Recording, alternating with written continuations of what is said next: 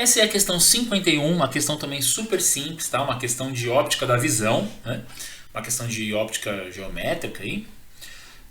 Nós temos aqui, ó, a representação, né, de um olho míope, tá? Nós temos aqui a representação de um olho humano e ele está aqui nos mostrando o que acontece quando uma pessoa é míope.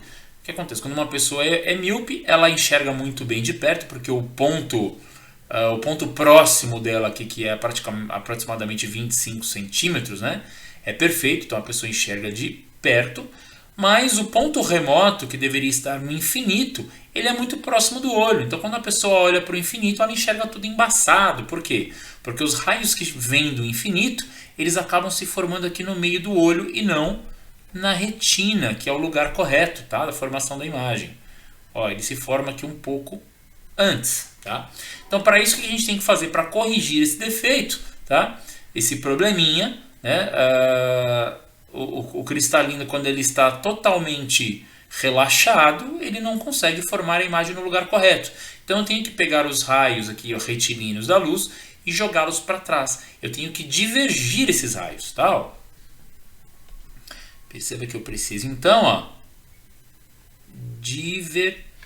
preciso divergir os raios, fazer com que eles se dirijam para o fundo da retina. Então nós temos que ver aqui qual que é a melhor lente. Perceba que nós temos aqui, ó, as mesmas lentes, tá? Nós temos uma lente aqui, ó, plano côncava. Sabemos que as lentes côncavas, principalmente quando imersas no ar, né, que é óbvio, né, o óculos sempre vai estar imerso no ar e não imerso no outro meio mais refringente. Então, elas são lentes divergentes. Assim como nós também sabemos que a lente divergente é a lente correta para corrigir a miopia. Os hipermétropes, que são aqueles que têm a imagem se formando atrás da retina, precisam usar lentes convergentes. Então vamos lá, vamos ver aqui um por um. Perceba que nós precisamos aqui de um arranjo onde os raios se afastem um pouco mais quando passarem pela lente, para que quando cheguem no cristalino consigam, ó, atingir o fundo da retina. Esse aqui, ó, nós temos os raios praticamente não sofrendo refração na lente, então isso aqui é impossível, não pode ser. Vamos para o B? Olha o B, temos aqui os raios de luz refratando quando atingem a lente, eles, ó, se afastando um pouco mais quando atingem um lado côncavo, e quando atingem o cristalino do olho, eles vão exatamente para a retina, significa que a lente está cumprindo o papel dela. Pronto, então aqui nós temos um esquema, tá, que está corretamente desenhado. Então, para a gente é a opção B. Você já poderia, né, partir para a próxima questão, mas nós vamos entender por que as outras estão erradas. Então, vamos lá. Na questão C, na alternativa C, nós temos aqui os raios, ó, refratando, mas voltando para o mesmo plano do raio refratado. Então, isso não existe. Aqui nós temos, ó, a mesma coisa, ó, indo para o mesmo plano, divergindo depois. Mas só aqui, ó, só do raio refratar para o mesmo plano do raio incidente, também já está incorreto. E aqui nós temos, ó, que o raio refrata, mas refrata de um jeito esquisito. Mas enfim, né, ele refrata aqui praticamente acompanhando a normal aqui, né? Então não faz sentido, então também está errado. Tá aí, é a opção B. Esta é a questão 52, é uma questão de eletrostática, tá? Nós temos aí um experimento de indução eletrostática. Então, vamos tentar entender aqui, ó. Nós temos dois balões que estão carregados eletricamente com carga negativa, ou seja, eles têm excessos de elétrons. E nós temos três latinhas aqui, ó, que estão em contato, ok? Isso é importante você entender, elas estão em contato. E elas estão eletricamente neutras, ou seja, elas não têm nem excesso e nem falta de elétrons, tá? Então, o que vai acontecer? O enunciado nos diz que os balões vão se aproximar das latas, tá? Portanto, ó, vamos pensar o seguinte, tá? Ó, você tem que entender que os balões são indutores, tá? São indutores, eles vão induzir carga e eles não vão transferir carga para as latas. Bom, como nós sabemos que cargas de mesmo sinal se repelem, tá? Sejam elas positivas ou negativas, e nós sabemos que cargas de sinal diferentes se atraem, né? Já viu aquela frase que os opostos se atraem? Pois é, na física funciona. Na vida não, tá?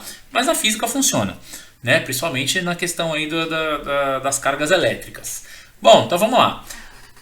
Outra coisa que eu também preciso lembrar é que cargas positivas são prótons, tá, gente? E os prótons, eles estão fortemente ligados aos núcleos. Você não vai conseguir tirar prótons, tá, dos núcleos aproximando. Então, se você aproximar esse balão aqui, você não vai aproximar os prótons, arrancar os prótons dos núcleos aqui e trazê-los para a beirada aqui, tá? Só quem vai se movimentar aqui são as cargas negativas, que são os elétrons, porque eles estão fracamente ligados aos átomos, né, na eletrosfera, tá? Senão você vai causar uma fissão nuclear aí, uma explosão nuclear. Isso não faz o menor sentido, tá? Então vamos lá.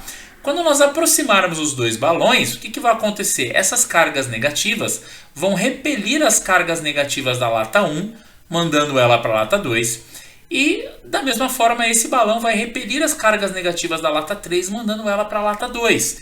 Então o que vai acontecer, vamos fazer de preto aqui mesmo, é que a lata 2 vai pegar todo o excesso de elétrons da lata 3 e o excesso de elétrons da lata 1. E a lata 1 vai ficar com falta de elétrons, tá? Porque ela vai praticamente, pela indução dessas cargas aqui, meio que não perderam, mas os elétrons da lata 1 vão meio que pular para a lata 2, tá? E aqui nós vamos ter, falta de elétrons. Então, lá no final do dia, o que nós teremos é lata 1 positiva, lata 3 positiva e a lata 2 negativa. Tudo, positiva não, negativa. Tudo por causa, tá, da indução causada pelos balões. Então vamos lá. Perceba, lata 1 positiva, lata 2 0. Aqui está errado. Então é a opção D, tá? A 1 vai ficar positiva, a 2 negativa e a 3 positiva, tá? Opção D.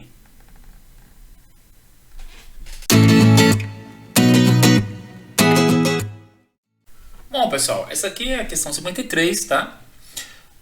Fala de uma luminária de mesa, tá? Onde temos duas lâmpadas.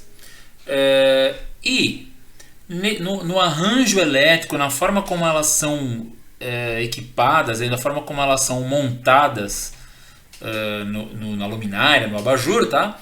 Eu preciso ter aí um controle de tal forma que eu consiga, tá, acendê-las ao mesmo tempo e eu consigo também acendê-las individualmente, tá?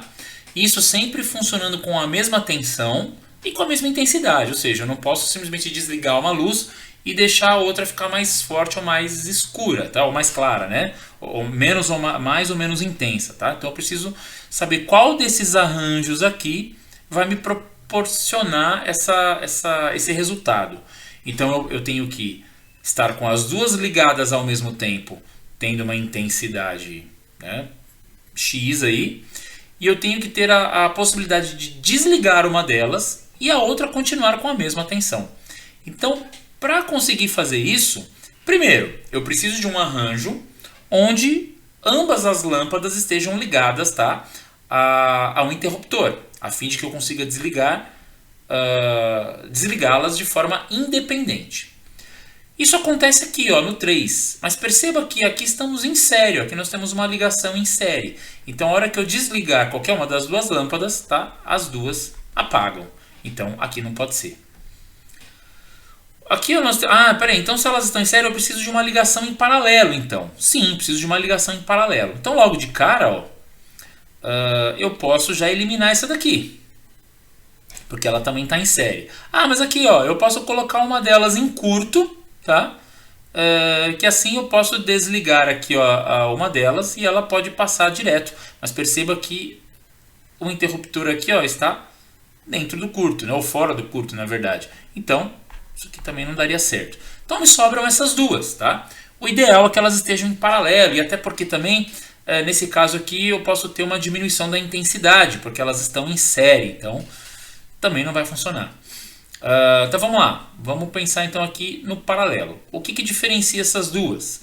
Primeiro, o fato delas estarem em paralelo, tá? Lembre-se que em associações, né, em paralelo, vamos pensar aqui nas lâmpadas como resistores, tá? Na associação em paralelo, ó, lembre-se que associações em paralelo tem como característica, tá, que o ΔU igual a zero, ou seja, mantém-se a diferença de potencial. Então, ó, nesse ramo aqui eu tenho, tá? Então imagina que nós temos aqui uma DDP igual a U, tá? E aqui também uma DDP igual a U. Nesses ramos aqui também nós vamos ter U, U, e aqui também vamos ter U e U. Então, logo de cara, eu sei que a intensidade das lâmpadas será a mesma. Tanto com as duas ligadas, como qualquer uma das duas desligada. A outra vai manter a luminosidade. Por quê? Porque a tensão vai ser a mesma. Então, eu chego à conclusão que só pode ser o aparato 2, porque no aparato 2 eu consigo, tá, ligá-las independentemente. Por quê? Nesse aparato eu tenho interruptores individuais, tá? Então, o segredo aqui é, eu preciso que elas estejam ligadas em paralelo, porém, eu preciso que ambas tenham interruptores. Então, é AB, circuito 2. Essa é a questão 54, uma questão também super simplesinha, tá? Que nos mostra aqui, ó, uma esfera metálica, tá? Que ela tem uma carga positiva aqui, tá? Uma carga elétrica positiva mais Q, e ela está dentro de um campo elétrico uniforme, tá? Que tem aqui uma direção aqui uma direção vetorial aqui para direita, porque nós temos aqui uma placa carregada positivamente, uma placa carregada negativamente. Isso nos mostra que, né, os campos, né, as linhas de indução de campo elétrico sempre vão da carga positiva para negativa. Por isso nós temos aqui o campo elétrico orientado nesse sentido aqui com as linhas de campo, tá? Aí ele diz o seguinte, ó, aqui tem uma haste aqui, ó, uma haste vertical aqui, né, que se fixa a esfera carregada, né, uma haste isolante, então a carga que se mantém, e ela faz aqui um movimento, tá, levantando, tá? O campo gravitacional está aqui, ó, alinhado, né, e apontando para baixo, né? Então isso aqui está dentro né, da atuação de um campo gravitacional, provavelmente o da Terra. E aí nós temos essa haste aqui que ela realiza um movimento, tá? Ela praticamente issa aqui, né? Ela levanta esta esfera metálica carregada até essa posição aqui H, né? A uma altura. Então ele quer saber o seguinte, ó, ao longo deste movimento descrito, ele quer que nós escrevamos aqui uma expressão, tá, para o trabalho realizado pela força gravitacional, tá? Não é o trabalho realizado pela haste, hein? É pela força gravitacional, e outro pela força elétrica. Então é bem simples. Vamos lá. Primeiro, como nós queremos saber o trabalho realizado pela gravidade, perceba que a gravidade atua, né, no sentido inverso ao movimento aqui. Então nós temos aqui um trabalho negativo da gravidade, porque a haste realizou um trabalho puxando, tá, a esfera no sentido contrário da gravidade. Então nós temos aqui um trabalho da força peso igual a menos mgh, tá? Menos mgh. Então, né, neste momento, né, nós já podemos fazer o seguinte, ó, eliminar, ó, mgh não pode ser, esse aqui também não, esse aqui também não. Então já sobrou B e D. E aí nós temos aqui, ó, que B diz que o trabalho da força elétrica é zero e a D diz que o trabalho da força elétrica foi menos que EH. Então agora vamos pensar na força elétrica. A força elétrica, aqui ó, vamos pensar o seguinte, como é que eu calculo aqui o trabalho realizado pela força elétrica? O trabalho da força elétrica é igual a Q vezes ΔV, né? Ou então, que isso aqui é a variação, tá? Variação de potencial, ou é carga elétrica vezes U, né? Que também é o DDP, né? É a variação aí do potencial. Se nós não tivermos diferença de potencial nessa distância percorrida, então não teve trabalho, tá? Então vamos pensar o seguinte, ó. Lembre-se que nós temos aqui ó, os equipotenciais alinhados de forma perpendicular aqui ó, ao campo, tá? Então vamos imaginar isso aqui ó, como VA, isso aqui como VB, vai? Então em qualquer posição aqui ó, dessa linha tracejada aqui, eu vou ter o mesmo potencial. A mesma coisa acontece nessa linha aqui ó, que passa exatamente pela trajetória da esfera.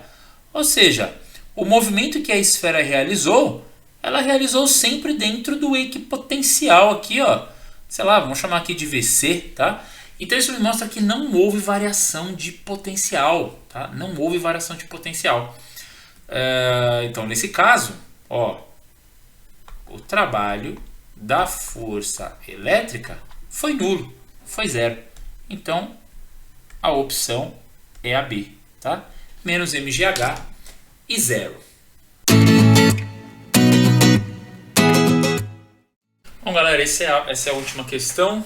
Essa é a questão 55, tá? Então, uma questão que fala sobre irradiação de energia solar, né? E ela é muito legal, muito bacana, porque a gente vai usar a equação de relação da equivalência massa-energia de Einstein. Muito legal, né? O famoso EMC quadrado.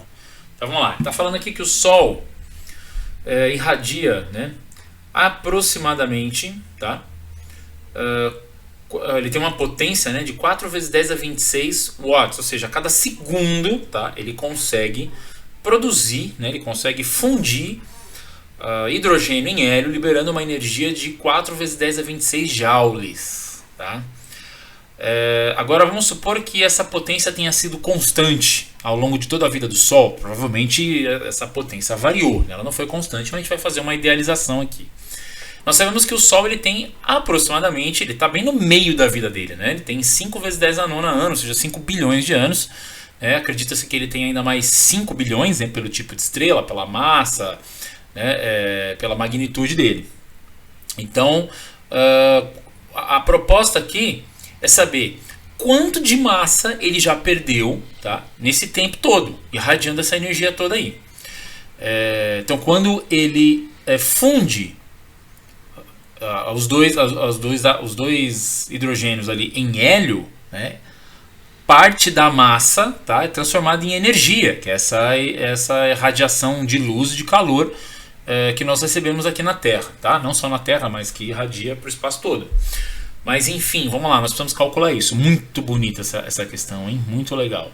Então, primeira coisa, eu tenho que calcular qual que é a potência irradiada nesse período todo aí, tá? Então, ó, nós vamos fazer o seguinte, ó, energia, né, já usamos essa equação em uma das questões anteriores aí, é igual a potência vezes o tempo, tá?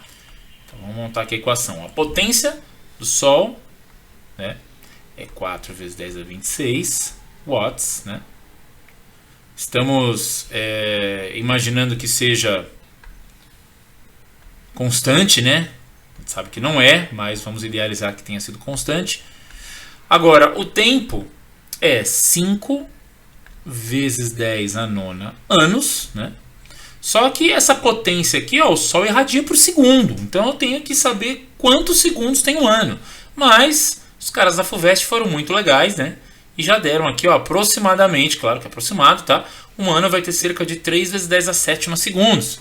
Então é só multiplicar por 3 vezes 10 a sétima. Então vamos lá, quanto que vai dar isso aqui, ó?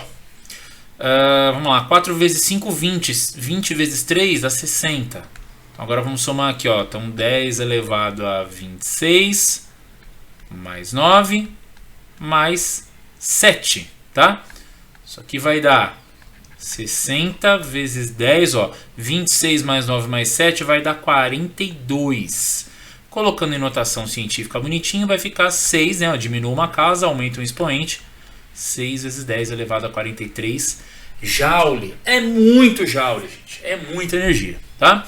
Isso que, teoricamente, o Sol teria irradiado ao longo de sua vida. Agora nós vamos ver qual que é o equivalente disso em massa. E para isso nós vamos trazer à luz aqui a equação da relação da equivalência massa-energia de ninguém mais, ninguém menos do que Albert Einstein, tá? Então eu preciso descobrir a massa. Então eu vou isolar a massa dividindo a energia que o Sol já irradiou, tá, pela velocidade da luz ao quadrado.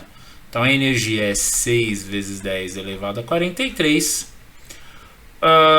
A velocidade da luz no vácuo é 3 vezes 10 a oitava metros por segundo elevado ao quadrado, né? Não esqueça que aqui está ao quadrado, vai ficar 6 vezes 10 elevado a 43.